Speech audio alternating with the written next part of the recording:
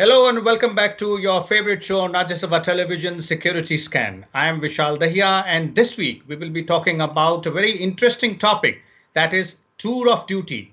Now, this particular scheme is being considered by the Indian Army to go ahead and induct officers and men for a period of 3 years. Now, in this particular scheme, the officers and men such inducted will get definitely all the benefits, and the idea here is to go ahead and give the people at large, the citizens at large, a chance to go ahead and bond with the army, to understand the army way of life, to serve with them. This will, of course, be a voluntary scheme, and the test bedding is likely to go ahead and induct at least 100 men and 1,000 jawans.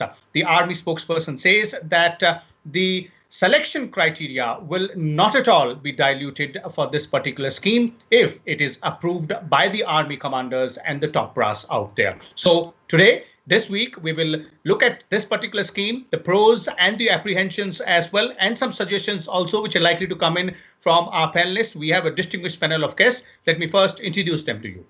We have two generals with us and also a defense correspondent. Let me first introduce the guests to you, and then we will start our discussion, beginning with the retired Lieutenant General V.K. Saxena. He is a distinguished fellow with the Vivekananda International Foundation as well. And we also have with us retired Lieutenant General Vinod Bhatia, former DGMO, that is Director General of Military Operations. And we are also joined by Mr. Ajay Banerjee, the defense correspondent from the Tribune, somebody who keeps a close watch on all these developments. So let me begin with you only, Ajay. And for our viewers' sake, let's try and make them understand, what is this tour of duty scheme proposal all about? Where did it come from? And at what stage is it right now?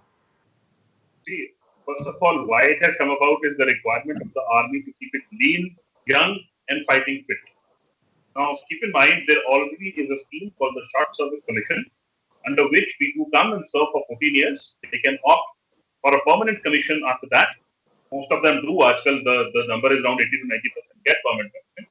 But the idea of the Short Service Commission was that you have a certain number of people who leave the force after 10 years or 14 years, and the rest of the force carries on.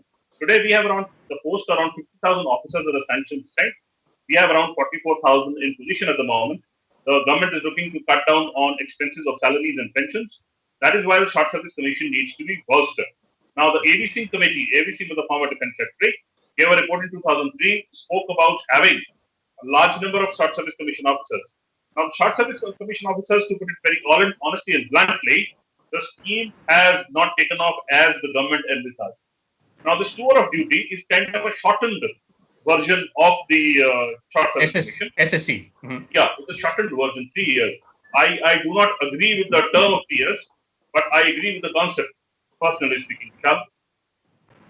Okay, so this is a shortened version of SSC. That's what Ajay is pointing out. Let's now look at what it entails and how it might benefit, or the pros and cons out there, since this is a proposal under consideration so far. Let us begin with General Bhatia. General Bhatia, your views on how this particular idea can give the armed forces what they want, and also the people what they want, because one basic reason which is being also talked about is that this will bring the common people, the common citizens, more in tune with the Indian Army.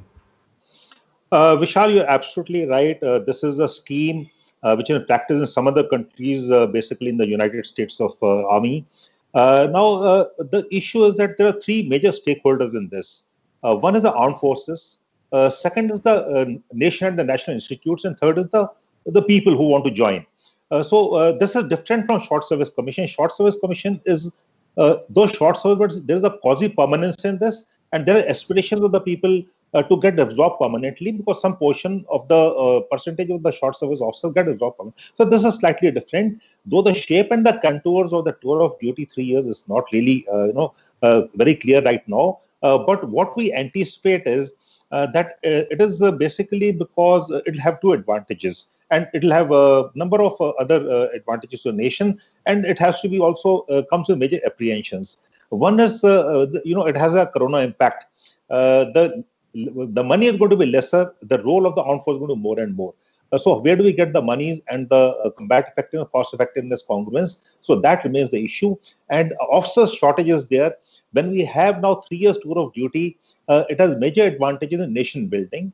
People will go back into the mainstream, more committed, more disciplined, better leaders, better managers, and take on the building the responsibility of in various fields and various domains. Having said that, let me also say that it will cost the armed forces less, but at the same time, let us also look at it that the biggest strength of the armed forces is the officers' leadership and the men. If I can take a minute longer, all the armed forces of the world have always looked for the correct recipe for victory. And there's a joke which goes around that the right recipe of victory is British organizations, American military hardware and technology, German generals, Indian soldiers and leaders, and an Italian enemy. So this is how it is. So we should not, we are trying to very, armed forces and army especially are rigid to an extent.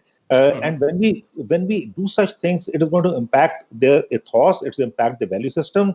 And it is not easy to lead men. It is easier to be command. It is easier to become an officer. But to become a leader is slightly different, especially if you're in frontline units and combat units. The men have to accept you as a leader. They do not follow you. You say, okay, I'll follow you into death only if I respect you, if I'm sure that you will lead me in the right way. So there are things which need to be seen. How this will pan out is very important. And I'm sure the armed forces will have a way out. They will do the cost and effect analysis, and they'll also do a cost benefit analysis. So these two are very important. I will initially stay out here and come with the apprehensions and the pluses a little later if I get a second chance. Definitely. We'll come back to you, General Bhatia, but you put it rightly out there that it is easier to become officers, but for them to become leaders, they will have to earn the respect of the men they are commanding. Let me bring in General Saxena here. Since we're talking about the pros here, General Saxena, let's begin with that. What are the likely benefits if this scheme is implemented at the way it is envisaged right now? Okay, looking at this tour of duty, I look at it in two different verticals. First of all, I try to look at the situation as what has been the trigger for doing all this. Ajay and Vinod sir has brought out a number of facts, but I look at 5 different aspects which has actually made this thought process go through. Everybody is talking about the deficiencies in number of officers, about 7,300, and in number of men, some 27,000. And this deficiency which is needed to be made up, and the Short Service Commission has not really measured up to meet this deficiency over a period of time, has been the first trigger. The second trigger, the figures are doing the rounds that in one Short Service Commission officer, if he is the 10-year tenure from pre-commissioning to his exit, is a cost of around some 5.12 crores, and if he does 14 years, it does about 6.83 crores. And if you do this tour of duty end to end, that is from pre-commission to entry to out, it will be about 80 to 85 lakhs. So the sir was talking about the COVID-19 situation, which there can be defense budget cut could be up to 30, 40, 50%. It is a way out to save some money. And somebody has also calculated that for one man, the saving in terms of 1% will be some 11.5 crores, amounting to some 11,000 crores for 1,000 men which are likely to be on this scheme. But more importantly is the emotional content. What is the emotional content? It has been my observation right from Uri and Balakot days that immediately after those big scenarios which happened, Uri, Balakot, surgical strikes and so on, there has been an upsurge of a nationalistic and patriotic sentiment, especially among the youth class, absolutely youth class. Also, there was a shot in arm sometime back. You remember the Supreme Court gave a direction that the women to have a permanent commission. And also the way this youth card toward the Shaheed and Veer was played in the election campaign. If you remember the big slogan, Mera vote Shaheedon ke naam, is bar vote Balakot ke naam. If you remember that, the youth somehow got attracted to the flavor of soldiering, the flavor of soldiers and so on.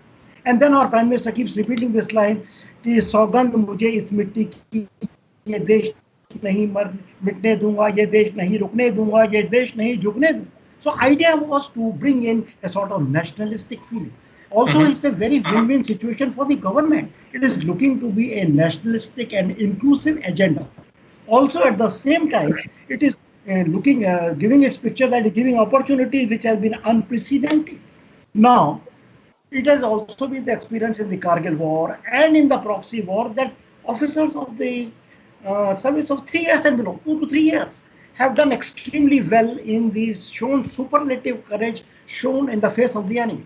Everybody remembers Captain Vikram Batra, Commission 1997, Supreme Sacrifice 1999. Ye dil mange more. You see what happened. Now this was a sentiment catching up. Now how this sentiment was played out was how to sell it. How to sell it to achieve all these aims. Now you see they targeted the prime institutions of our country, which are the IIM, IITs, top universities, and attract the youth between 20 to 23 years, that bracket. So what is the proposed selling point, probably to my mind, is that all right, at 20 to 23 years, you are joining the corporate at some package somewhere. Okay, instead of doing that, you invest 3 years in some sort of an internship, in in some sort of a temporary engagement. And what those 3 years will give you? The 3 years will give you the flavor of donning the military uniform, the earning the military values of life, earning the ethos of soldiership. At the same time, what moves is finance.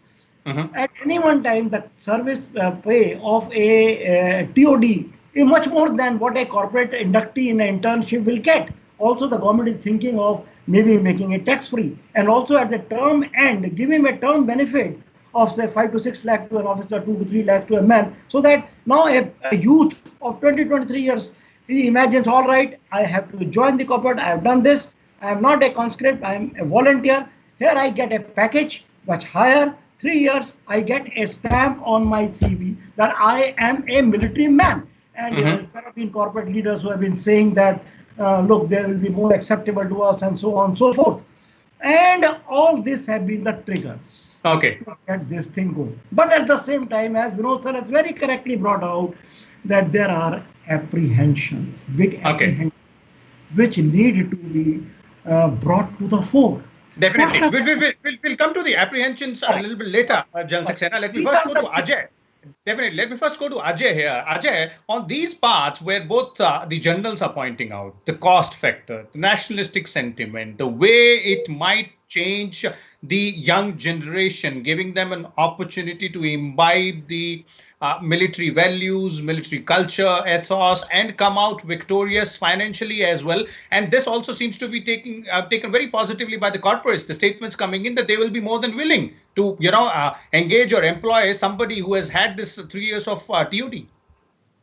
Vishal, I would add two things to it. First of all, in my opinion, this tour of duty should be 5 years. 5 years of service, training separate. So by the time the person leaves the service, he's around 26, 27 years of age. And after that, the government has to have an overarching thing. Have seats reserved in IITs, IIMs, civil services, banking, everywhere, PSUs. That these number of seats are reserved for ex-servicemen.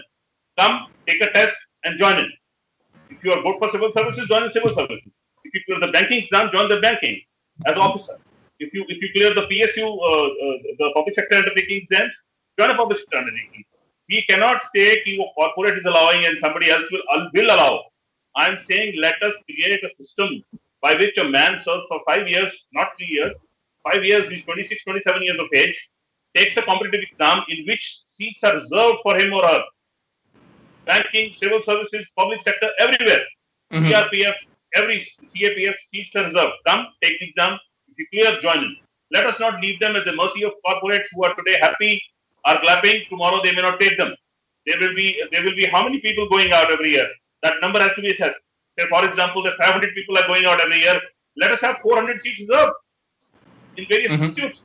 You take an exam, you are fit for that. Go into the IAS, civil services, police, everywhere. That is my suggestion. Okay, that indeed is a very interesting one and a positive suggestion out there coming from Ajay, because that would mean that we're utilizing that talent further and incentivizing the young generation as well. Jal Bhatia, on the apprehensions part as well, because there are pros and there are cons as well. All three of you have indicated towards this. Let's look at that as well. What are the key apprehensions from your perspective which need to be tackled? You see, what Ajay said is very right. We have a short service commission of 5 years. Incentivize that. Take it a step at a time. Do it slowly. Because once a value system is eroded, once the ethos is eroded, and the army is, functions on non-tangibles. It is not the money. It's a passion for me. It's a profession for me. So I cannot have passion and profession for 3 years. 3 years is romanticism. I will come in, and I'm telling you, I have 40 years of service, 4 decades of service, and a decade of training. Thereafter, 50 years, 50 is a long time. Your romance goes off within 24 to 48 hours of joining the boot camp, joining the training. It is not so easy. It's a high risk job. It is a lot of professional hazards are there.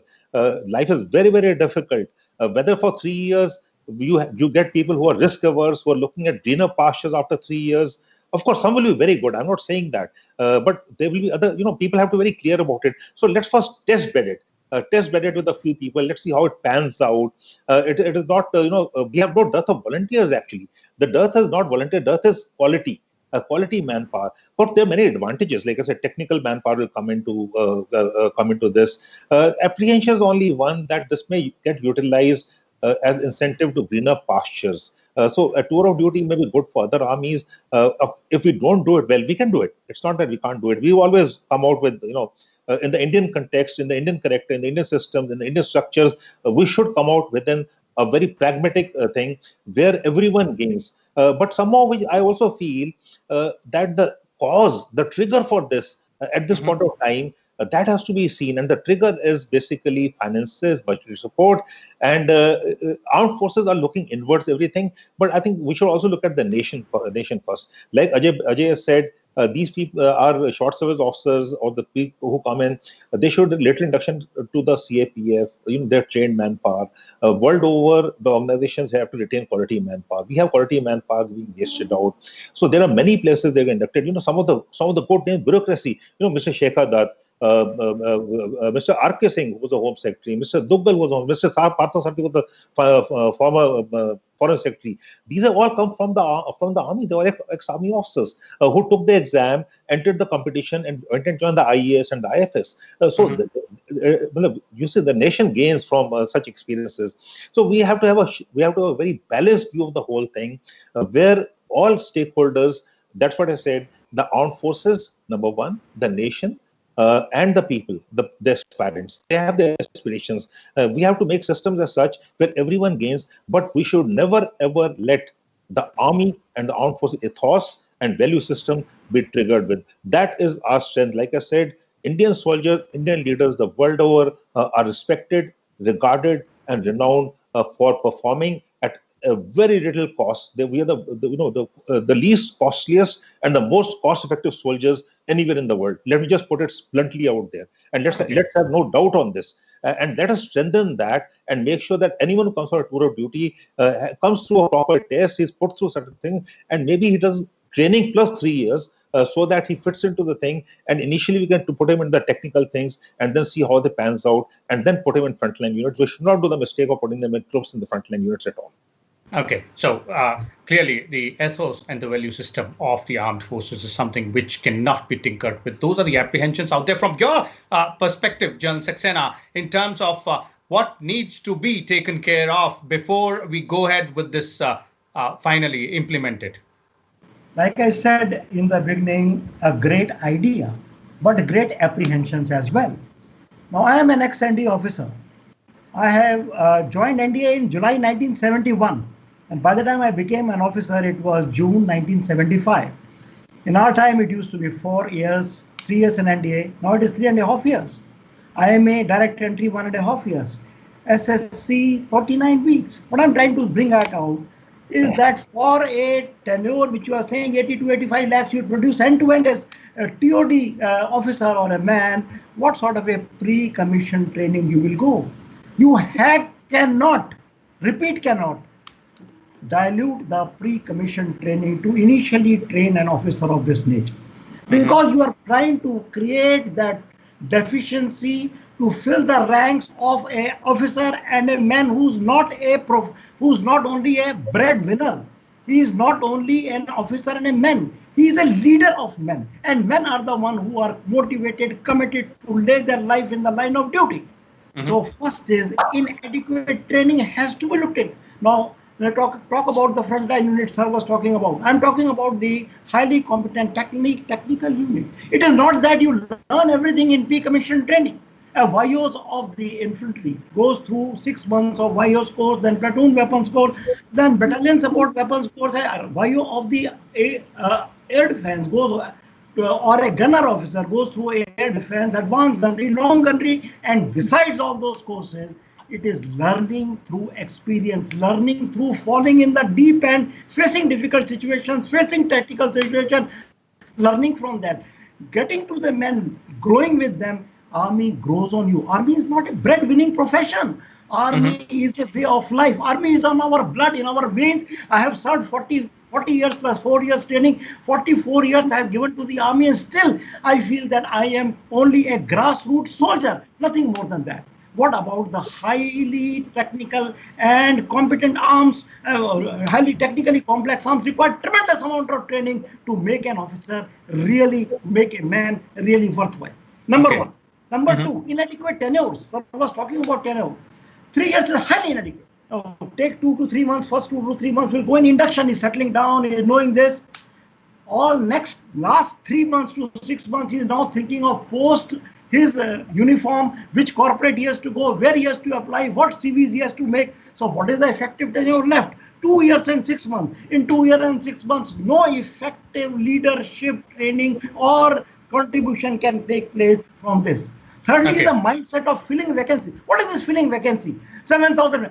If I say I want something to be done, shall I fill up my vacancy? I want some vegetables. Shall I buy rotten brinjals and say I have filled up? I wanted this. Some vegetables I have brought.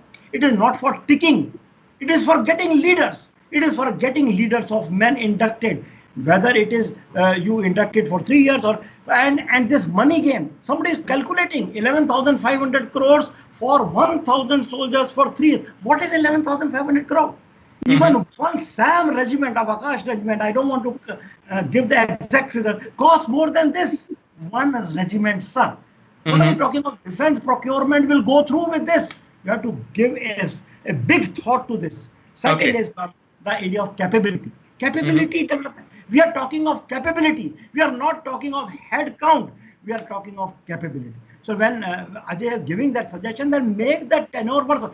The government is already thinking of incentivizing the SSC by giving them many benefits. Now you have to strike a balance between ToD and SSC. You require leaders of men. You cannot have inadequate tenure. You cannot have inadequate training. The finances cannot drive the security of this nation. The finances cannot drive the leadership. The finances can only drive books. It does not drive leaders. That is my point. And lastly, incentivizing. You cannot sell a format. You cannot sell a narrative to a youth. Come, you use this 3 years as a billboard to jump ahead. What is this? Is the army going to become a billboard for the recruit, for the potential youth to come, serve, get a credential, go forward? No. Army wants leaders. Army wants to get the bang for its buck. It will train well, it will induct well, it will have a good tenure, and in that tenure, it will take out the best possible which a man can give. And at the end of it, what Ajay is giving, open the world to the leadership, and they will do good. Okay, let me go to Ajay for the concluding comments here. Ajay, some very interesting points brought out by both the generals in terms of the apprehensions out there. So if you look at the entire issue in a holistic perspective, there are obviously benefits, but there are these apprehensions which are rightly placed as well. So it will have to be weighed properly and implemented, maybe with a bit more changes based on suggestions with which people like all three of you have given here. Vishal, see, first of all, a tour of duty of 3 years should not be done. I'm very blunt about it. The generals will be diplomatic because they are in the form of services. I'll be very blunt. 3 years is not on. General Saxena has rightly pointed out the effective service will only be 2 years and 6 months. Do we need a man for that? No. We need a man for 5 years or 10 years. And as I earlier said, open the world for them after 10 years. Here is the cash incentive. Here is, you have a army golf course membership. You are an ex-serviceman. come to our regiments, enjoy and bond with us after retirement, after 10 years, go work in the corporate sector, give them selected seats in IIMs, in IITs, whoever is qualified. Say, for example, the IIMs can have 50 seats each year, which are for ex-servicemen. Let them take an exam after 10 years of service. Let them go to IIMs. Let them be good managers. They'll make better leaders outside after 10 years, after 7 years of service. But after 3 years, and I would take a point from the Saxena, it's 2.6 years actually. It will mean nothing. It will just be a kind of launching pad for people, which even the corporates may not like, because in 3 years you may not even have imbibed anything, no leadership, not even punctuality. Vishal? Mm-hmm. Okay, so clearly out there. Thank you, Ajay, and thank you, General Saxena and General Bhatia as well. It looks like the way all three of you are pointing out that it is indeed a good idea, a great idea. It has benefits, the cost benefit in terms of filling up the vacancies or bridging that shortage gap as far as requirement of officers and men in Indian Army is concerned, and from the nationalistic sentiment perspective as well. But there are apprehensions, rightly placed one specifically with respect to the ethos and moral values when it comes to the Indian Army and the way, the kind of time which needs to be spent there. Some good suggestions which have come in from our panelists here. Let's hope that the policymakers will look into these suggestions and will come to a final conclusion based on these and many others to come in, and also have a test bedding which is likely to look at least 100 men and 1,000 jawans be inducted via ToD. Thank you so much for watching Rajya Sabha Television. Keep watching our other shows as well. We'll come back next week with a different topic. Till then, you keep yourself safe. Stay home if you don't have to go out unnecessarily. And if you do, follow all the social distancing norms. And we will be victorious in this fight against COVID-19. Thank you once again. Thank you.